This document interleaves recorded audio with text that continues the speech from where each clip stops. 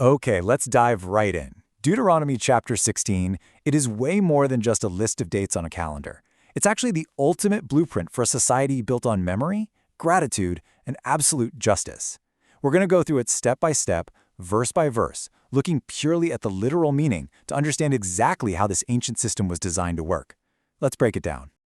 Welcome to the Pardes channel. Today, we explain Deuteronomy chapter 16 in a clear and simple way, step by step. Here's our roadmap for today's explainer. 1. A brief context. 2. The festival of Passover. 3. The Feast of Weeks. 4. The Feast of Tabernacles. 5. Pursuing true justice. And 6. Lessons and a quick recap. Section 1. Brief context. The communal calendar. To set the stage, we're picking up right as the Israelites are gearing up to enter a new land. This chapter lays out what are called the Shalosh Regalim, the three major pilgrimage festivals. First up, Passover, in the spring month of Abib.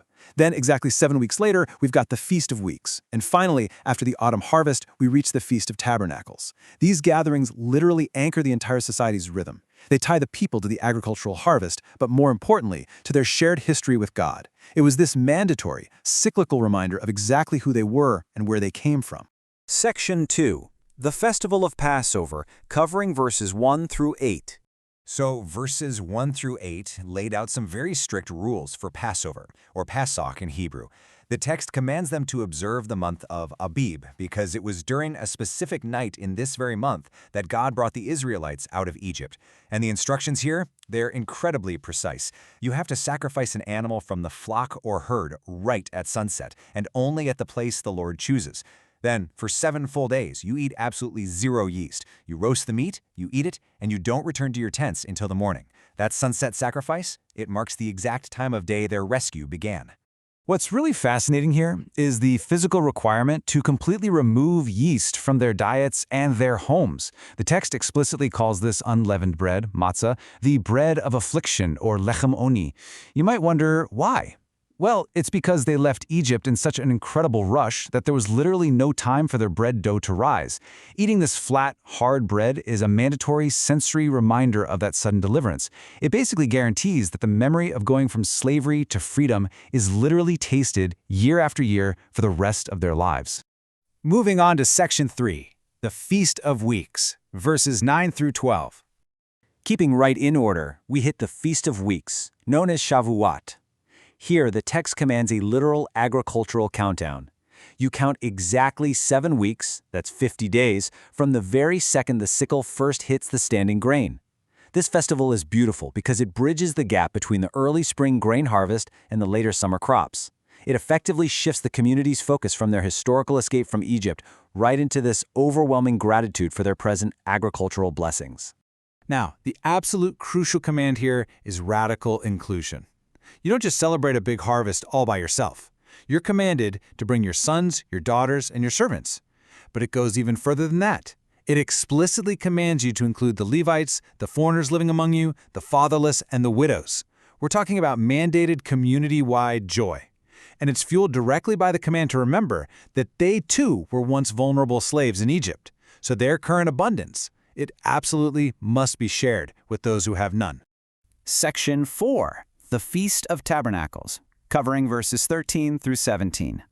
These verses give us the grand finale of the agricultural cycle, the Feast of Tabernacles, or Sukkot. Once the grueling labor is done and all the produce is gathered from the threshing floor and the winepress, the command is simple but powerful. Be completely joyful. They're told to celebrate for 7 whole days. And just like the previous festival, they have to bring in the marginalized so that the joy is absolute and complete for everyone. It's just a massive, week-long festival of pure gratitude at the end of the harvest season. The text explicitly requires that 3 times a year, every man has to appear before the Lord at these festivals. And no one, absolutely no one, is allowed to show up empty-handed. But listen to this, it's not some flat tax that crushes the poor. The verse commands that you bring a gift in proportion to the way you've been blessed. Your generosity is a literal reflection of what you've received. If your harvest was massive, your gift is massive. It creates this deeply personal link between divine blessing and human generosity. Section 5. Pursuing True Justice, verses 18 through 22. Okay, so having established the festival calendar, the text takes a sharp pivot right into the daily legal system. You are commanded to appoint judges and officials, shoftim and shotrim in Hebrew, tribe by tribe, in every single town. This is the required foundation for their entire community, and the forbidden path is laid out super clearly. Do not pervert justice, do not show partiality, and absolutely never accept a bribe. The text gives a profound reason for this. It says, a bribe blinds the eyes of the wise and completely twists the words of the righteous. This massive command really anchors the whole society. In Hebrew, the famous phrase used here is tzedek, tzedek terdof, meaning justice and justice alone you shall pursue. Repeating the word justice like that emphasizes that it's the ultimate uncompromising standard. Without absolute, unbiased impartiality in their courts, the text issues a really stark warning. The society simply will not survive to live in and possess the land they're entering. Then, the chapter closes out these verses by forbidding the mixing of this pure justice and worship with local idolatry. It explicitly bans setting up a wooden Asherah pole, which was a symbol of a Canaanite goddess, beside the altar. It also bans erecting a sacred stone pillar, known as a matzeva. Back in the ancient world, these represented corrupt local deities, and God is demanding a strict, uncompromising separation here. Their pure worship and their pure justice system have to remain completely uncorrupted by these outside pagan influences. Section 6, Lessons and Recap of Chapter 16. So, what are the big, simple ideas we can extract from a literal reading of this text? Well, the chapter weaves this beautiful picture of a society built squarely on three main pillars. First is gratitude, which you live out practically by giving proportional offerings. Second is community, enforced by commanding the inclusion of the vulnerable during times of celebration.